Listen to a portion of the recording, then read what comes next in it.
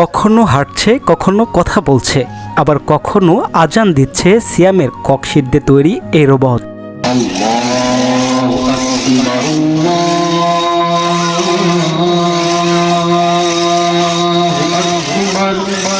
পাশে দাঁড়িয়ে রিমোট কন্ট্রোলে নিয়ন্ত্রণ করছে পরিবেশ বান্ধব স্মার্ট বাস, ট্রাক, ট্রাক্টর সহ তার হাতে তৈরি বিভিন্ন যানবাহন।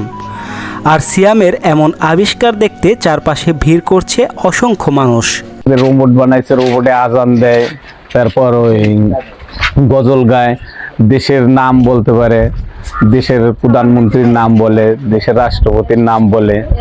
তো দেখলাম, আমি খুব ভালো লাগলো। তারপর একটা বাস বানাইছে, হেলিকপ্টার বানাইছে, তারপর ট্রাক্টর বানাইছে, ভালোই লাগছে।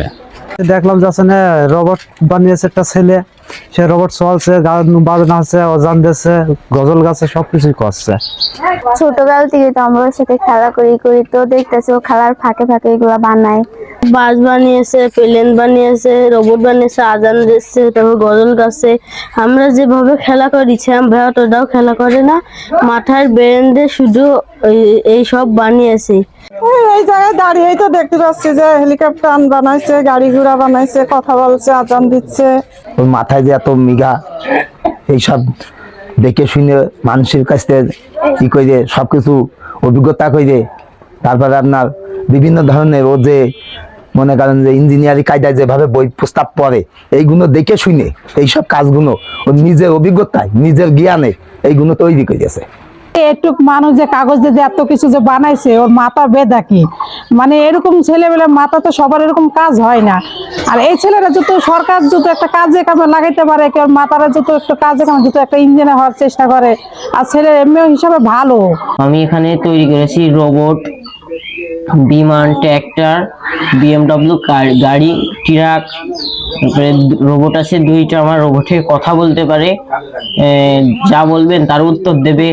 এবং আমাদের বাসা বাড়িতে যেমন মুরব্বীরা থাকে, তাদের সাথে কেউ কথা বলতে চায় না, আমাদের এই রোবটটা ওই মুরব্বীদের সাথে কথা বলতে পারবে, বিভিন্ন ওই রোবটটার সাথে গল্প করতে পারবে, বিভিন্ন রোবট কাজ করে দিতে পারবে। এই রোবটটা বাজারে যেতে পারবে, বাসা বাড়ির ছেলে পেলে এদের পড়াতে পারবে, কোনো টিচার লাগবে না এই রোবটটা যদি থাকে। আমার এই রোবটটা এখন আমি বলছি না যে সম্পূর্ণ যে এটা রোবট, এই রোবটটা আমি আর্থিক সমস্যার জন্য আমি এই রোবটটা ফুলভাবে তৈরি করতে পারিনি। যদি আর্থিক সহযোগিতা যদি আমি পাই, তাহলে হুবহু আমার পরিকল্পনাটা ছিল যে একদম হুবহু একটা মানুষের মতন একটা রোবট বানাবো, যে নিজে নিজে চলবে, হাঁটবে এবং সবকিছু বলবে।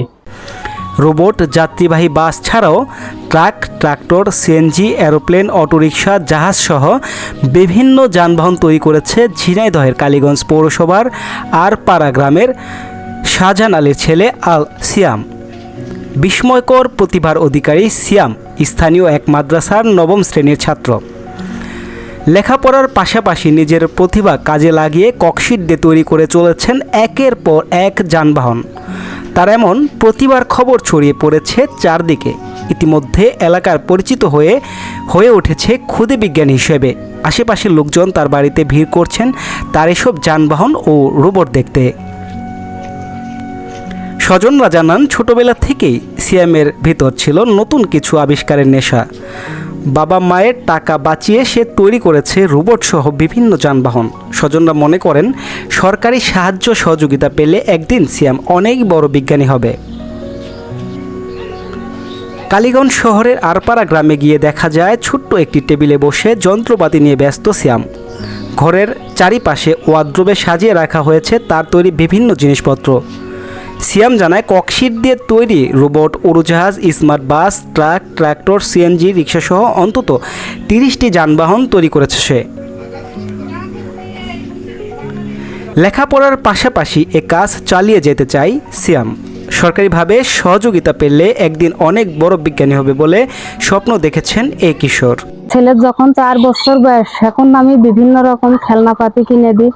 ও ওইগুলা ভাঙচুর করে, আবার হচ্ছে নতুন করে জয়েন করে। মানে এইগুলা প্রতি ওর একটা আগ্রহ এসে গেল ভাঙাচুরা করতে করতে। মনে করেন এইগুলা দিয়ে সে এক এক দিন এক এক বিভিন্ন রকম জিনিস তৈরি করে, সেগুলো দেখতে খুব ভালোই লাগে। তখন এইগুলো কেনার জন্য টাকা চাই, টাকা দিতে পারি না। ওর বাবাও বানাতে দিতে চায় না, বকাঝকাও করে। আমার ছেলে যখন ওই ছোট খেলনা গাড়ি কিনে দিতাম, তখন ও খোলাপাড়া করতো, খুলে আবার লাগাতো। তো আমি অনেক সময় বকাঝকা করতাম। পরে দেখি যে না, ও ঠিকঠাকই লাগায়, আবার ঠিকঠাকই চলে। তারপর তার কিছু বলা হতো না, ওর মন মতন ও করতো। তো এই রোবটটা যে কবে তৈরি করেছে আমিও ঠিক বলতে পারিনি। হঠাৎ আমি নিষেধ করি, অকারণে পয়সা করি খরচ করছে। তো হঠাৎ একদিন দেখি আমার সামনে এই রোবটটা নিয়ে ঘরে রেখেছে।